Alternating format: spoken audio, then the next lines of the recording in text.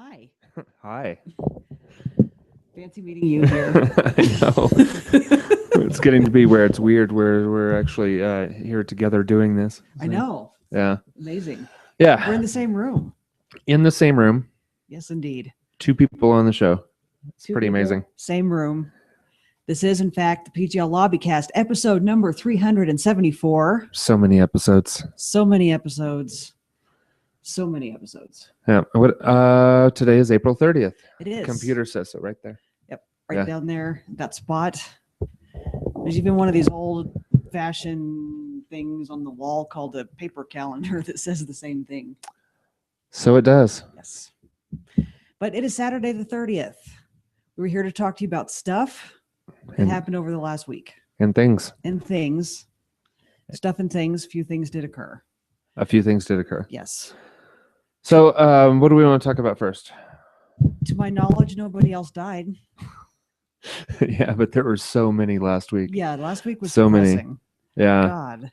Again. Yeah, the loss of Prince continues to be a thing for me, as anybody who is a friend of mine on Facebook can attest to. Like every couple of days, I'm putting a video of something of him being an amazing guitar player, which is, like, for me, the biggest thing is the amount of talent on this planet diminished significantly whenever he died.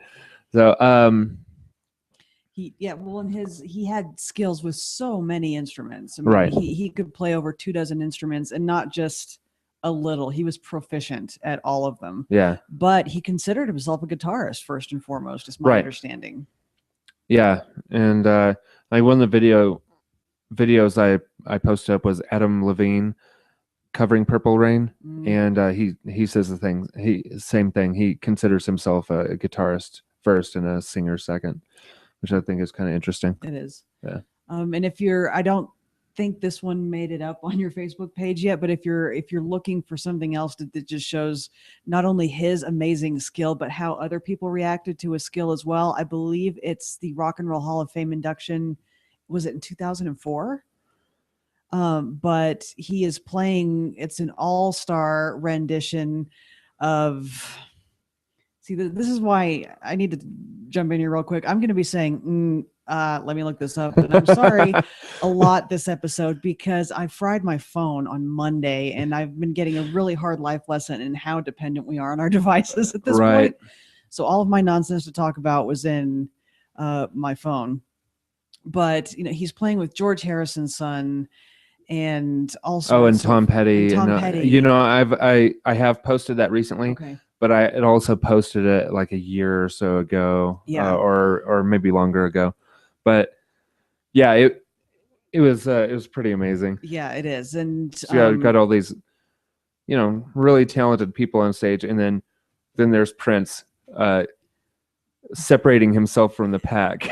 Yeah, in front of all these people, showing what amazing talent he really had. And I think if you want to, what sums it up visually is watching George Harrison's son react to Prince. Yeah. It's amazing, and he was an amazing artist, and that's just one of many examples that are out there that show why his death is such a loss. Yeah. So, and I think that so many signs of that being felt aside from online. I went into Best Buy to procure my copy of Star Wars: The Force Awakens yesterday. And the shelves have been cleaned out. There's, they ordered in a bunch of Prince movies and Prince videos, and they're gone. People bought them all already. And they said that they'd be getting more in soon, but I'm sure that that's going to repeat itself for a while. Yeah, absolutely. As it should. It was the same thing online. Just like trying to buy vinyl or whatever. So I just gave up. Yeah. Gave up and just bought digital versions of the things that I wanted that I did not have. Yeah, and there's people have been making other points as well about not only was Prince an amazing talent vocally and musically, but he was the real deal. He was producing his own albums really throughout his entire career, and writing songs for other artists and himself. And the first demo as a teenager that he turned into a record company basically wound up getting published, as it were, exactly as he turned it in, because that's how it didn't need to be cleaned up. It didn't need to be edited. That's how good he was. Yeah. So, and apparently that's not, like you said, wasn't a recent development. He was just always like that. Yeah.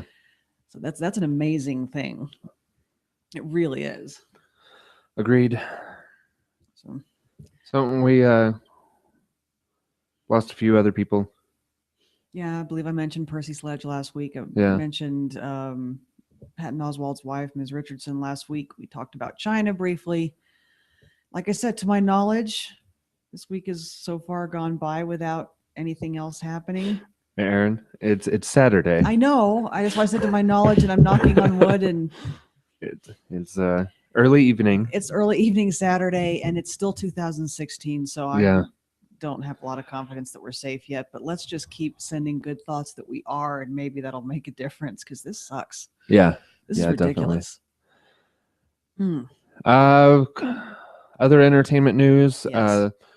The Punisher has officially been ordered for Netflix, which is great. John Bernthal did a great job with that this most recent season of Daredevil. Yes. That you continue to not watch. I've seen a couple episodes. Yeah. Season 2 is better. That from what little I've seen of it so far, I'd have to agree. Season 1 wasn't terrible, but it had a couple of hitches that kind of made me go meh. But it looks like they Foggy annoyed me. Oh yeah, that was my biggest complaint, I think. And he's so far a lot less annoying this season, and that's a good thing. Yeah, the owl also annoyed me, the accountant. Yeah, but we don't have to worry about that anymore. That's very true. So won't be a thing. Not a thing anymore. Not a thing anymore. Yeah. So that is ready to go on Netflix. That is, like you said, that's a thing. In other superhero news, there's some excellent trailers. A couple excellent trailers dropped this week. Yep. The new X-Men Apocalypse trailer is out, and I like it. I'm a little excited about it. Yes. It's a non-Marvel movie. Yeah, exactly. Yeah. Indeed.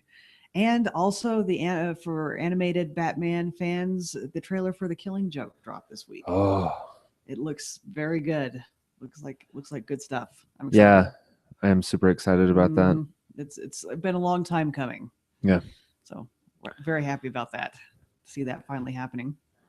What else? I saw something about they're rebooting the Tomb Raider movies. And it seems unnecessary. It seems unnecessary to me too, but we're letting less and less time go by and not really waiting to see if it's necessary to reboot things. But that's the news so far. They're rebooting it, and the actress slated to play Lara Croft this time around is, and I'm checking on it, the Alicia Vikander, Oscar-nominated actress from The Danish Girl. Yeah. So that is on the table right now. Okay. Well, I'm okay with that. Yeah. Yeah. I'm tentatively on board. Okay. Well, it's just a thing. They've rebooted Spider-Man twice since the Tomb Raider movies came out, so you got to cut them a little bit of slack. Yeah. Well, they haven't officially released the new one, but there is a new Spider-Man, and he's going to be the one in the new movies. So that will be the second. So reboot. For really, we're getting another new, possibly unnecessary new Spider-Man. We'll see. A little bit of video game news. Speaking of reboots, King's Quest is being re-released in a totally new fashion, and it's going to be episodic, kind of like The Wolf Among Us and Walking Dead. Okay. I think it's a good move. I have lots of fond memories of that series from when I was a wee lad. It'll be interesting to see what they do with it. Yep. Yes, And indeed. the Microsoft has stopped production on the Xbox 360. Done and done.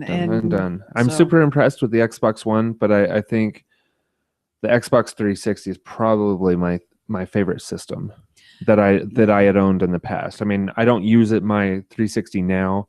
I'm just saying, like, for when it was out, I I think that was pretty solid. Good solid system. Yeah. So I guess that means, hold on to your 360s, because what inevitably happens whenever they discontinue a console like that is they sell out pretty fast after, there's that lag time of, oh, we don't need this anymore. And then inevitably somebody decides they want to go back and play something that isn't backwards compatible.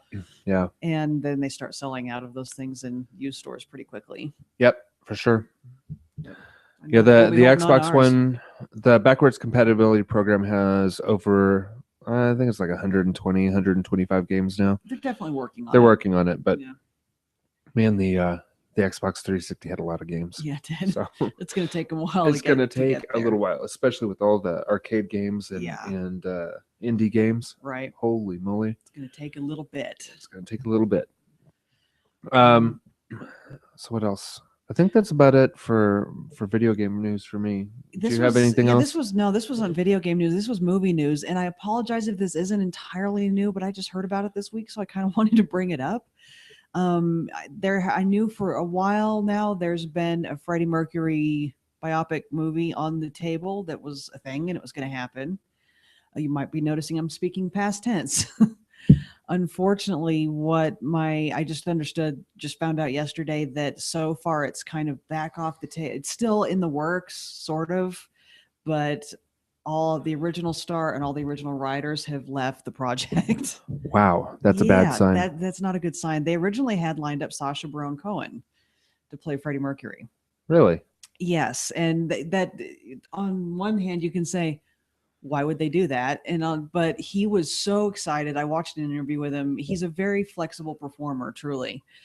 And he was really dedicated. He was really excited. I thought that he would be a good pick to bring the proper amount of, the Freddie Mercury was such a larger than life presence. Sacha Baron Cohen can definitely do that. And let's face it, we know he can bring the right amount of mustache to the project too, if he needs to, The reason given, and everybody agrees on this, that he and all the original writers walked is because they signed up for a Freddie Mercury biographical picture, and the living band members have decided that the movie should have Freddie Mercury die about 45 minutes into it, so the rest of the movie can be dedicated to their epic struggle to carry on without him.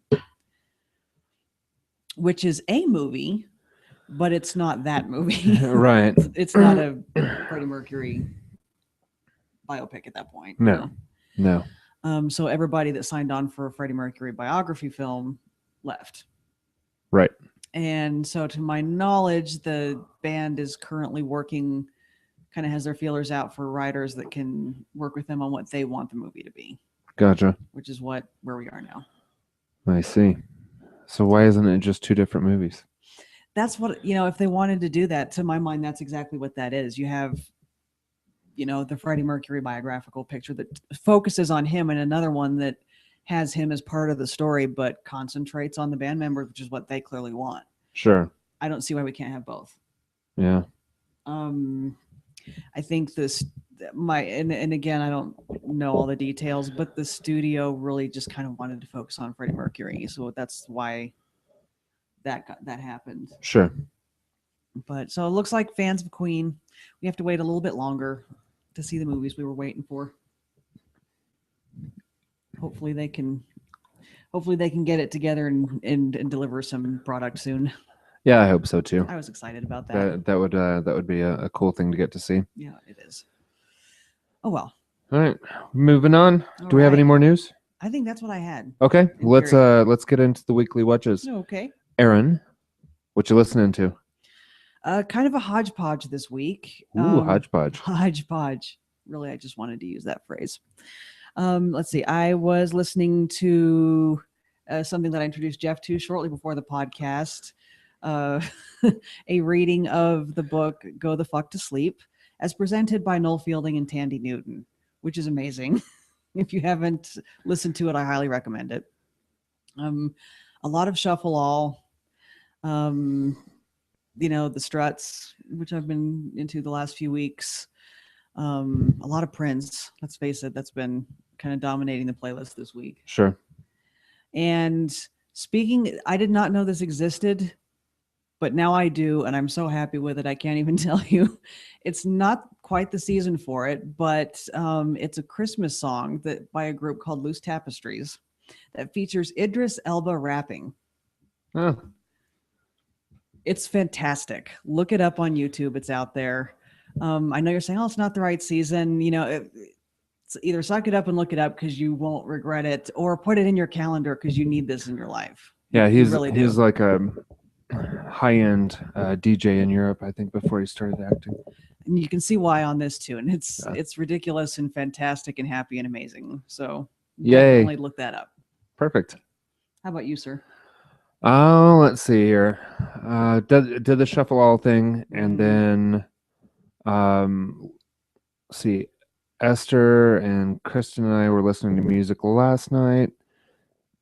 I listened to The Antwoord, like you do, like I do, and the Horror Pops. Okay. And let's see here. What else did I listen to last night? I know we listened to both Adele albums, 21 and 25. Okay. And something else. Anyway, I listened to all those on vinyl last night, and also listening to some Prince this week.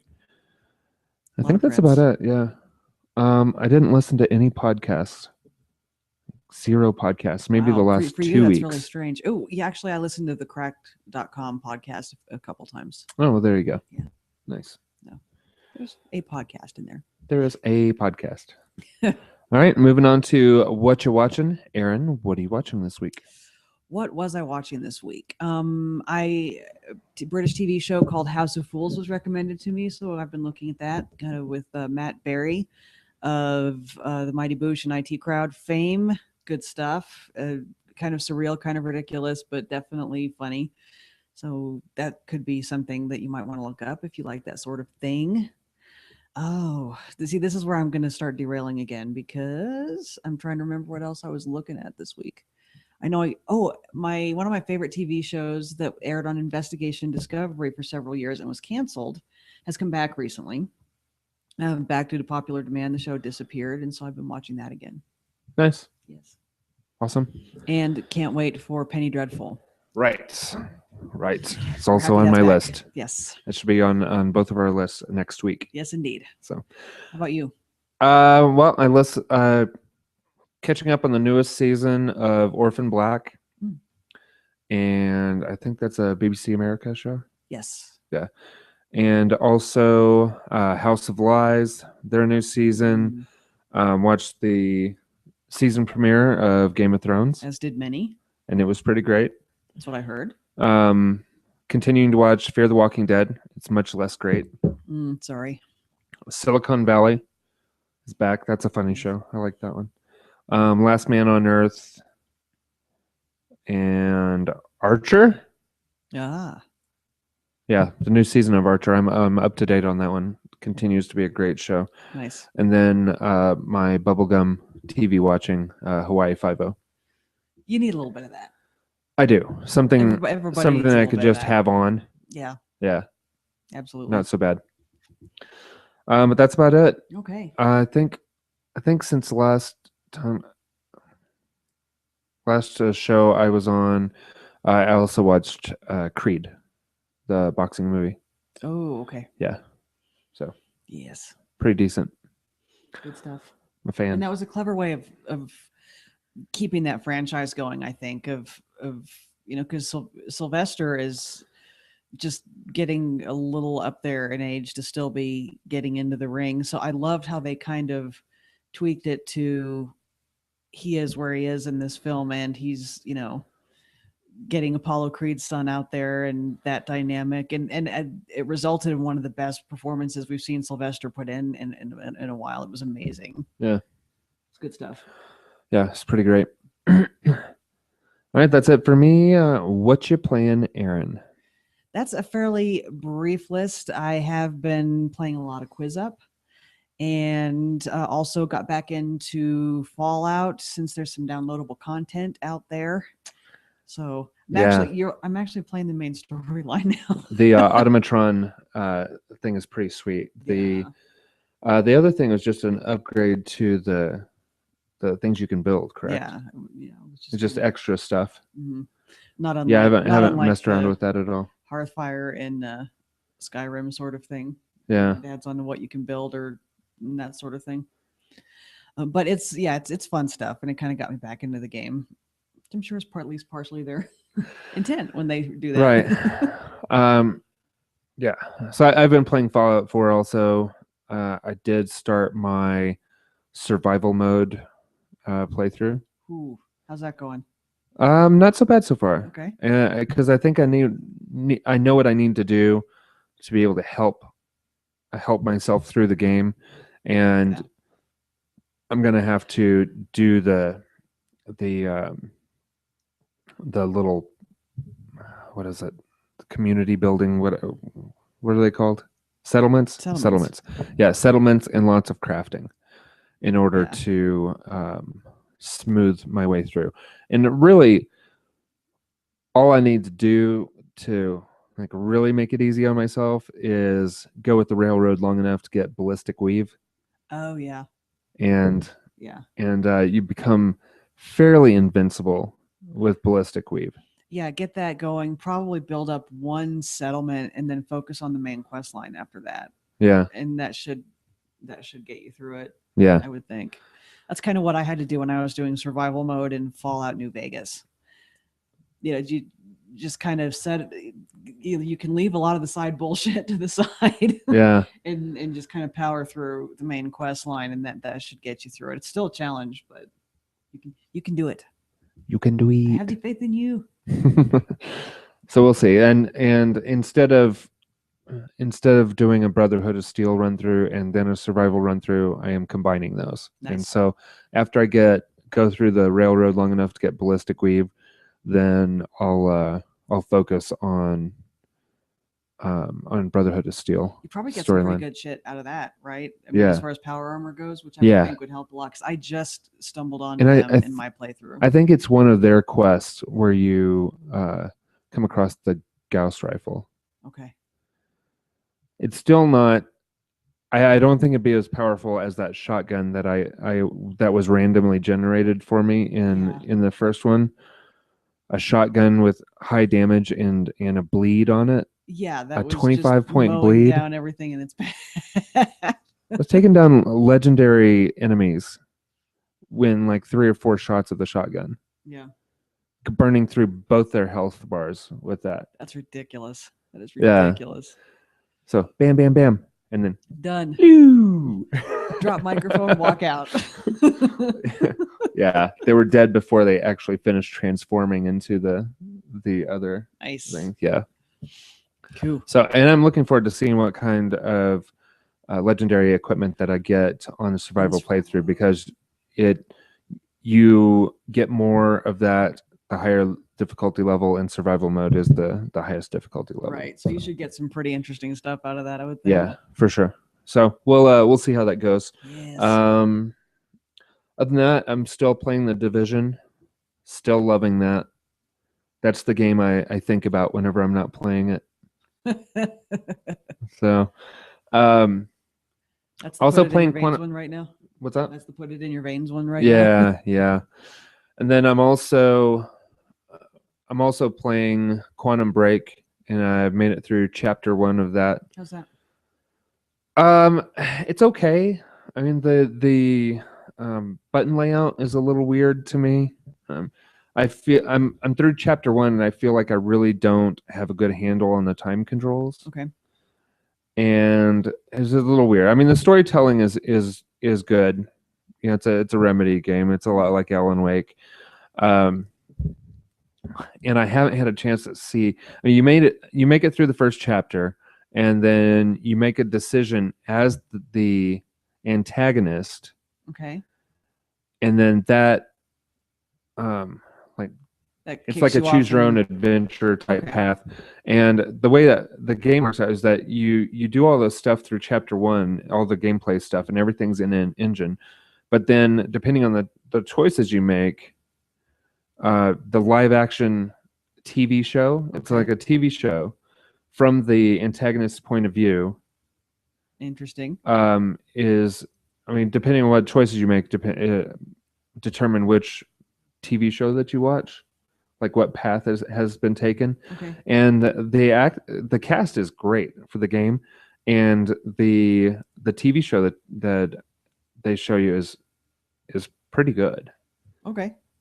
So so it's got I'm your excited. interest. Yeah. I'm not quite sold on the gameplay, but that can get better. I mean, Alan Wake was really good. Yeah. And this one I don't think is quite there, but like I said, I'm only either a third or a fifth of the way through the game. I'm not sure exactly how many chapters, if it's 3 or 5. Yeah. But we'll see. It's usually one of those. Sure. Chapters are usually in odd numbers for video games. For video games, right? Yeah. It's like first, second, and third act for movies and plays and stuff like that. So, yeah, nice. Yeah, that's it for me. I've been enjoying all 3 of those. Cool. So we'll see what's going on next. Yes. See how your survival mode's going. Yeah, we'll see. It's going to be a struggle. It's okay. Yeah, it'll be fine. You can get through it. Yeah, you can do it. You continue to have faith in me. That's awesome. I do. All right. Well, I think that is about a show. Is there anything else you want to talk about before we sign off? Nope. I think that about wraps it up. Okay. All right, guys. We will see you next week. Some combination of people. we'll try and get our electronics sorted out too. So after we get done with this one, I'll upload last week's show and this week's show, because last week's show it did that weird thing where it sends it to my personal YouTube account. There were issues. Anything I touched technologically this week didn't work out well, so we'll get that straightened out. Perfect. Hopefully. All right, sounds good. We will see you guys. Bye. Bye. Oh, is yours touchscreen? Could I have just poked at it? You can poke at it all you want. It's not going to do